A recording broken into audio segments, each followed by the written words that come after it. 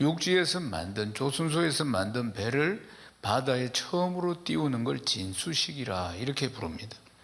이 진수식 때 배가 미끄러지면서 착 해서 몇 번 흔들리면서 딱 서야 되는데 그렇지 못한 배들도 있다는 것이에요.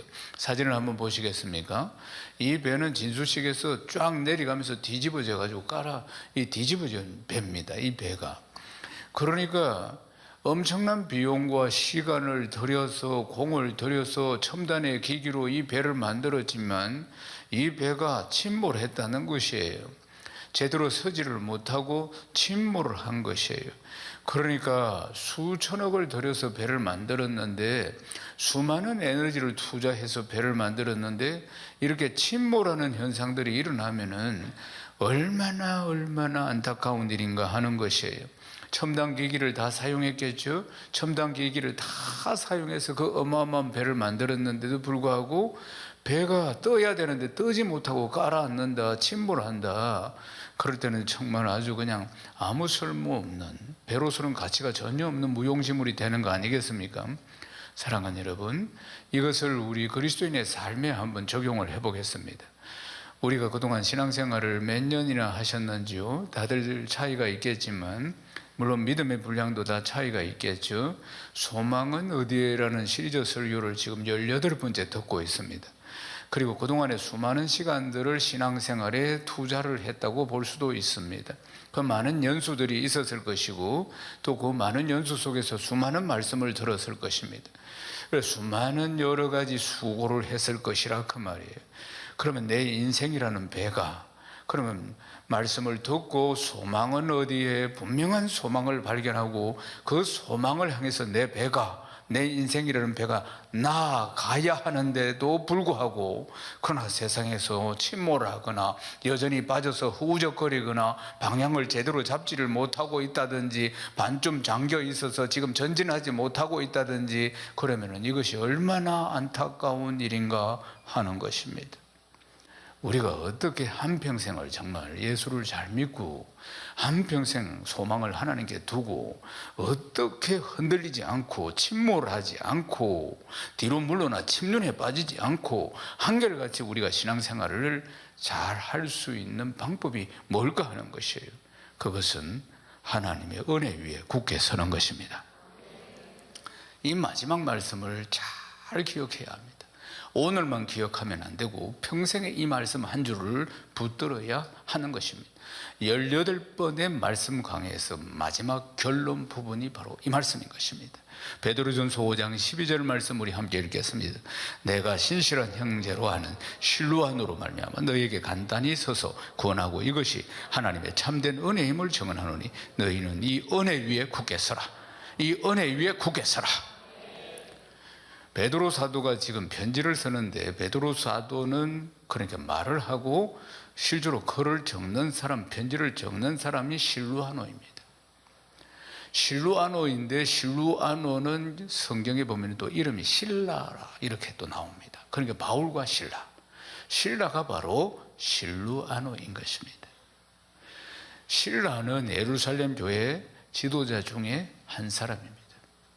사도 바울과 바나바가 이제 첫 번째 선교를 나가게 됩니다. 안디옥 교회에서 이제 임명을 받아서 첫 번째 선교사로 나갈 때 사도 바울은 실라를 데리고 가고 그리고 또 바나바는 또 마가를 데리고 가고 마가는 바나바의 조카입니다.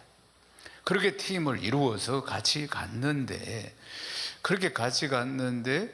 근데 이제 1차 선교를 하고 돌아와서 그 다음 2차 선교를 나갈 때 그때 사도 바울이 바나바가 마가를 또 데리고 나가려고 하는데 안 된다고 했습니다. 아마 추측건데 성경은 자세히 설명을 안 하지만 마가는 1차 선교 때 많은 문제가 있었다고 봐집니다. 그러니까 사도 바울이 2차 선교 나갈 때는 마가를 팀에 합류시킬 수 없다. 단호하게 나간 겁니다. 이 바나바는 자기 조카니까 챙겨서 같이 가려고 했고 이 갈등 때문에 두 사람은 헤어지게 되고 바나바는 마가를 데리고 선교를 나가고 사도 바울은 실라를 데리고 선교를 따로따로 나가게 된 것입니다. 오늘 마지막 절에 보면은 우리 13절에 보면은 내 아들 마가도 그리하니라 이 마가가 바로 그 마가입니다. 그러니까 사도 바울이 이 사람 안 된다 했단 말이에요. 큰 실수를 했는지 모르겠어요. 자세히 기록은 없지만. 그렇지만 바나바가 이렇게 훌륭한 분입니다. 사도 바울을 어깨 위에 세운 분도 바나바고, 그런데 이렇게 마가를 다시 회복을 시켰어. 그리고 역사의 주역으로 베드로가 내 아들이라고 할 정도로 가장 신뢰하는 인물로 회복시킨 사람이 바나바인 것입니다. 저는 이 말씀을 보면 굉장히 감동을 받습니다. 우리가 사실은 신앙생활을 하면서 여러 번 넘어지기도 한다 이 말이에요. 그런데도 불구하고 참 이렇게 회복시켰어, 세웠어. 마지막까지 이렇게 아름답게 잘 달려갈 수 있도록 참 귀한 말씀이 많은 은혜와 참 깨달음을 줍니다. 할렐루야. 사랑하는 여러분, 근데 이제 사도 바울은 실라를 데리고 이렇게 이제 선교를 갔을 때, 그런데 사도행전 16장에 보면은 사도 바울이 선교 사역을 진행할 때 그때 이 귀신 들린 아이를 만나게 됩니다. 근데 이 아이는 신부는 종이고, 사도행전 16장에 보면은 이 아이는 무슨 귀신이 들었냐면 점치는 귀신이 든 거예요. 점치는 귀신이 들었으니까, 그러니까 점을 치주고 돈을 받는 겁니다. 그 돈은 주인이 다 가져가는 거예요.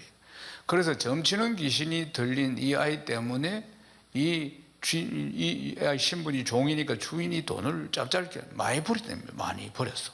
그러니까, 그런데 사도 바울이 불쌍히 여기서 그 안에 든 귀신을 쫓아냈다 이 말이에요.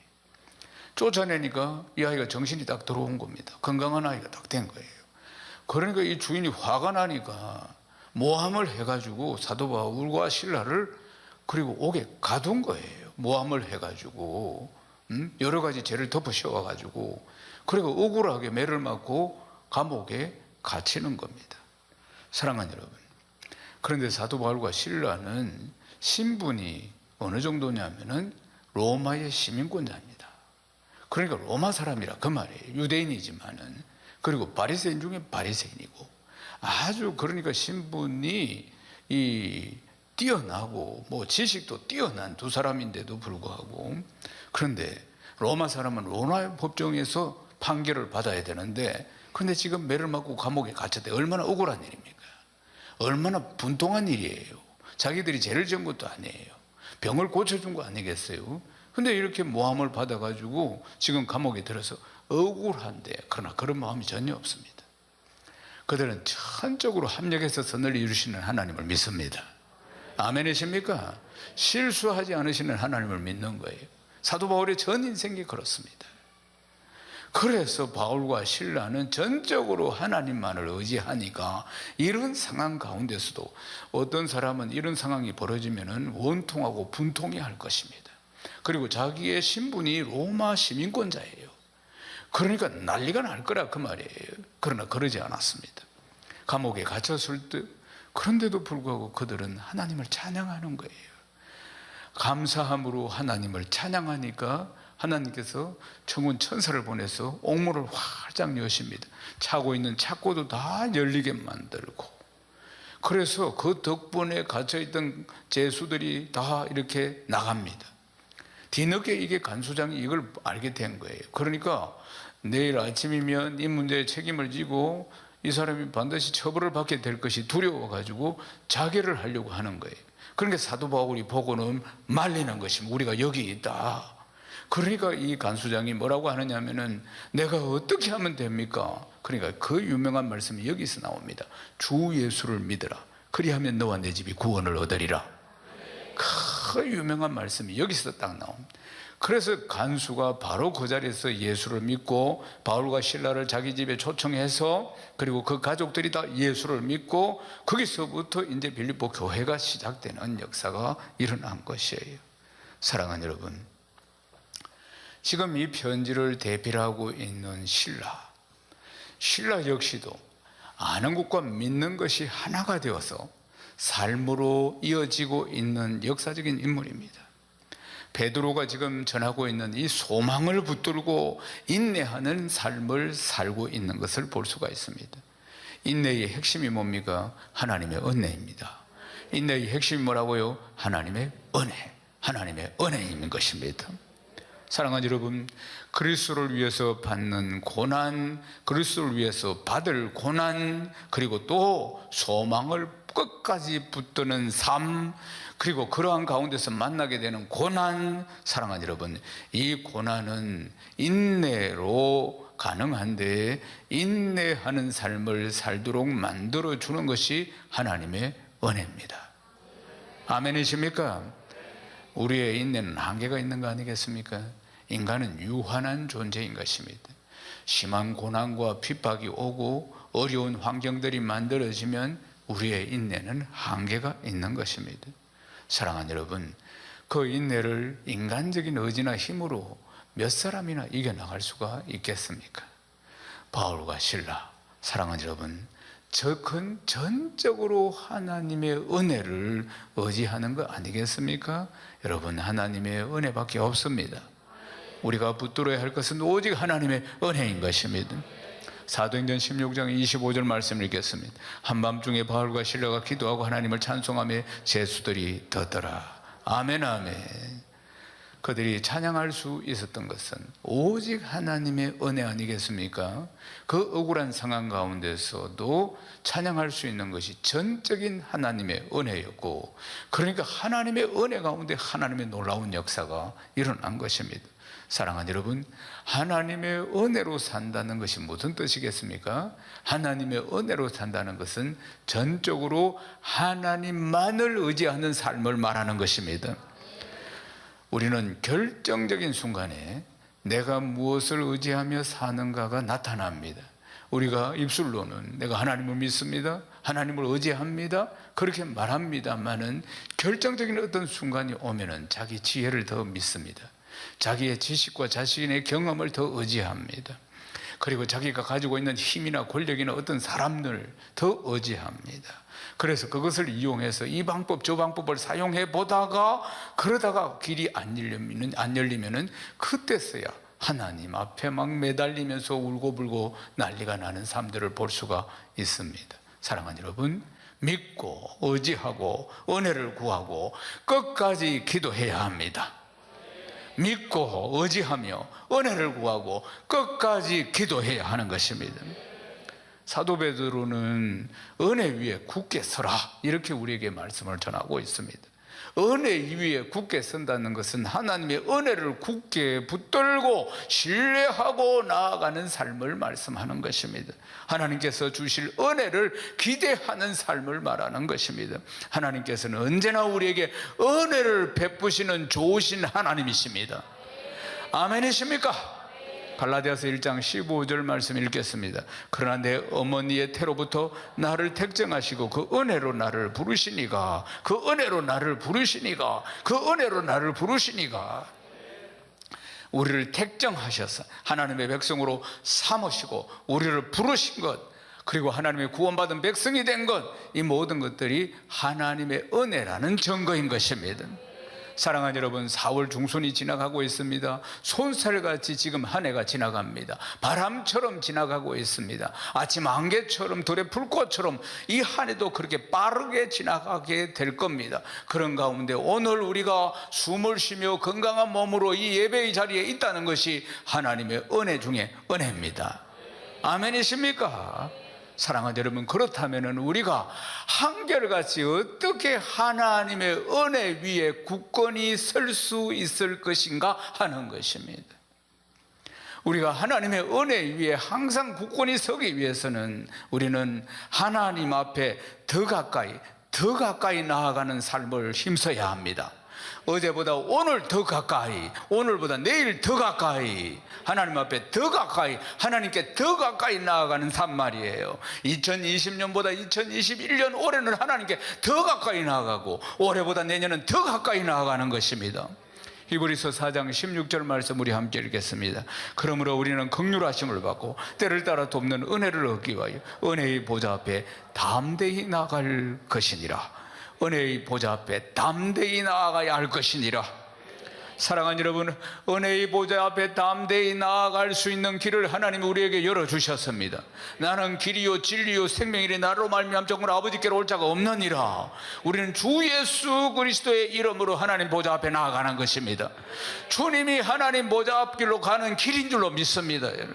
사랑하는 여러분, 내가 가진 어떤 노력과 힘을 또 내가 의지하는 그것들을 의지하기 위한 어떤 노력, 이런 것들보다도 하나님 앞에 더 가까이 가려고 노력해야 합니다. 아멘이십니까? 어떤 고난에도 흔들림이 없이 그 은혜를 바라보고 나아가야 하는 줄로 믿습니다. 아멘이십니까? 우리가 흔들림 없이 한평생 예수를 믿는데 흔들림 없이 확신 가운데 한결같이 우리가 나아갈 수 있는 것은 하나님의 전적인 은혜를 의지할 때만 가능한 줄로 믿습니다. 신명기 11장 14절 읽겠습니다. 여호와께서 너희 땅에 이른 비 늦은 비를 적당한 때에 내리시리니 너희가 곡식과 포도주와 기름을 얻을 것이요. 아멘. 하나님의 은혜는 이런 것입니다. 오늘 말씀에 나오는 늦은 비와 이른 비와 같은 것이 하나님의 은혜인 것입니다.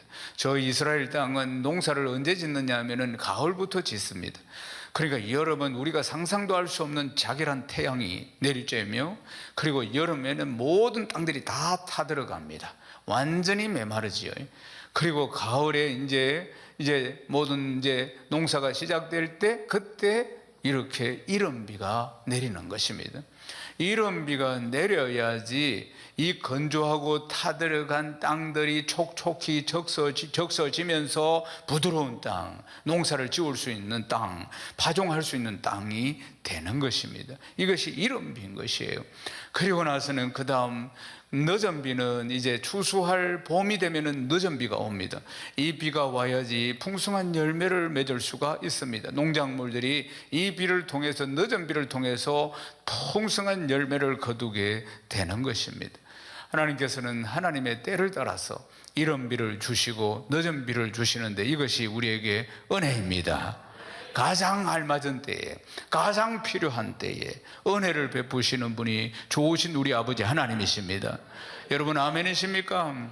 우리는 인내하고 은혜를 구하고 하나님의 은혜의 보좌 앞에 담대히 나아가야 하는 것입니다. 우리가 항상 갈망하며 정말 부르짖고 구해야 하는 것은 하나님의 은혜입니다. 하나님은 은혜 위에 은혜를 더하여 주신다고 말씀하셨어요. 그런데 때로는 인내하고 기다려도 응답이 없을 때도 많이 있습니다. 사랑하는 여러분, 이른 비, 늦은 비, 가장 적절할 때 반드시 내리는 비라는 사실입니다. 하나님의 때에, 가장 적절한 때에, 가장 필요한 때에 하나님께서 이른 비, 늦은 비를 통해서 하나님이 은혜를 우리에게 주시는데, 우리에게 가장 필요한 것은 인내하는 지혜가 필요합니다. 인내는 곧 지혜인 것입니다. 왜 인내하지 못하는가? 지혜가 부족하기 때문이라는 걸 기억해야 합니다. 사랑하는 여러분, 인내가 지혜다. 꼭 기억해야 하는 것입니다. 우리는 흩어진 나그네와 같은, 또 우리는 이 땅의 나그네와 같은 삶을 살아갑니다. 초대교회 성도들을 성경 베드로전서를 보면 흩어진 나그네 이렇게 표현하고 있습니다. 흩어진 나그네인 그리스도인들이 얼마나 많은 핍박과 얼마나 많은 영적 싸움을 싸웠는지 우리는 성경을 통해서 알 수 있습니다. 오늘 이 시대를 살아가고 있는 나그네 인생을 살고 있는 우리에게도 만만치 않은 인내해야 할 일들도 참으로 많이 있고, 고민과 유혹과 핍박들이 여전히 존재하고 있다는 사실입니다. 어떻게 우리가 은혜 없이 이것을 이겨낼 수가 있겠습니까? 주님이 주시는 은혜, 반드시 찾아올 은혜, 그 은혜를 사모하면서, 그 은혜를 바라면서 은혜 위에 굳게 서서 그 은혜로 말미암아 견뎌내고 참된 소망을 향해서 전진해야 할 줄로 믿습니다. 베드로전서 5장 14절 말씀 우리 함께 읽겠습니다. 너희는 사랑의 입맞춤으로 서로 문안하라. 그리스도 안에 있는 너희 모든 이에게 평강이 있을지어다. 평강이 있을지어다. 사도 베드로는 그들의 소식과 함께 사랑의 입맞춤으로 서로 문안하라 이렇게 이야기해 주고 있습니다. 그러니까 이 베드로전서를 보면은 그리스도인들끼리 뜨겁게 서로 사랑해야 된다고 여러 차례 이야기하고 있는 모습을 볼 수 있습니다. 유대교회는 유대 사람들이 그 당시에 풍습이 뭐냐면 입맞춤으로 인사하는 것인데, 그런데 사랑의 입맞춤이라는 것은 단순한 인사가 아님을 볼 수 있습니다. 고난을 받고 있는 자들을 향해서 위로하고 격려하는 것입니다. 서로 섬기고 서로 돕는 이 사랑의 관계를 전제로 한 인사가 바로 사랑의 입맞춤이라는 것입니다. 이들은 다 은혜를 바라며 살아가는 사람들입니다. 은혜 위에 굳게 서기를 원하는 사람들입니다. 하나님의 은혜와 사랑은 여러분 참으로 신기한데 나누면 나눌수록 더 커지는 것입니다. 하나님의 은혜와 사랑이라는 것이 그렇습니다. 은혜와 사랑을 받았습니다. 그것을 그냥 내 안에만 간직하는 것이 아닙니다. 그것을 서로 나눌 때 더 커지는 것입니다. 더 아름다워지는 것이에요. 어느 학교에서 선생님이 학생들에게 질문을 했습니다. 아무리 나누어도 줄어들지 않는 것, 아무리 나누어도 줄어들지 않는 게 뭘까? 선생님이 질문을 했습니다. 학생들이 모여가지고 그게 뭔지 막 서로 언어를 했습니다만 답을 찾지 못하고 시간이 자꾸 가고 있습니다. 그리고 해가 떨어졌습니다. 어두우니까 선생님이 들어와서 이제 교탁에다가 이제 촛불을 켰습니다. 학생들도 자기 자리에서 다 촛불을 하나씩 켰습니다. 그러다 보니까 이제 어두운 교실이 환해졌습니다. 촛불이 하나씩 들어올 때마다 더 환해진 거 아니겠습니까? 모든 촛불에 불을 붙이고 나서 그때서야 이 학생들이 선생님이 원하는 답이 무엇인지를 깨달았다는 것입니다. 하나님이 주시는 은혜가 그렇습니다. 세상은 어둠이요 은혜는 빛입니다. 아멘이십니까? 은혜가 빛인 것을 기억해야 합니다. 은혜의 빛으로 어둠을 밝혀야 하는 것이고 우리는 은혜의 빛을 따라가야 한다는 사실입니다. 아멘이십니까? 하나님께서 나에게 주신 은혜를 나 혼자만 간직하는 것이 아니고 그것을 나누고 그 은혜로 형제자매를 사랑하고 그 은혜로 섬기며 도울 때 내게 주신 은혜가 우리에게 주신 은혜가 되는 것이고 내게 주신 작은 은혜가 함께 나누는 크고 놀라운 은혜가 되는 줄로 믿습니다. 은혜로 살아가는 나그네입니다. 우리는 은혜로 살아가는 나그네. 사랑하는 여러분, 우리는 은혜를 소망하는 나그네인 것입니다. 이들에게 사도 베드로는 받은 말씀의 은혜를 나누고 그리고 섬기고 그리고 사랑의 입맞춤을 할 것을 말씀하고 있는 것입니다. 이 말씀을 따라서 내가 받은 은혜를 늘 기억하고 그리고 내가 받은 은혜를 늘 나누고 그리고 섬기는 복된 성도 다 되시기를 주님의 이름으로 축원합니다. 이제 말씀을 마무리하겠습니다. 하나님의 은혜는 이 소망을 향할 수 있도록 우리를 인도하십니다. 하나님의 은혜가 우리에게 힘을 주십니다. 하나님의 은혜 위에 우리가 굳게 섰을 때 우리는 소망을 향해서 전진해 나아가는 인내의 삶을 한 걸음 한 걸음 내딜 수가 있는 것입니다. 하나님께서 우리에게 주신 소망, 주님 곁에 거하는 소망, 하늘에 대한 소망, 천국에 대한 소망이 늘 우리를 단단히 붙들고 다시 오실 주님을 향한 이 소망의 날의 기쁨이 항상 나를 붙들고 우리를 붙들어서 항상 기쁨과 감사가 넘치는 어떤 상황 가운데서도 그러한 복된 삶을 살아갈 수 있는 풍성한 가족 다 되시기를 주님의 이름으로 축원합니다. 축원합니다.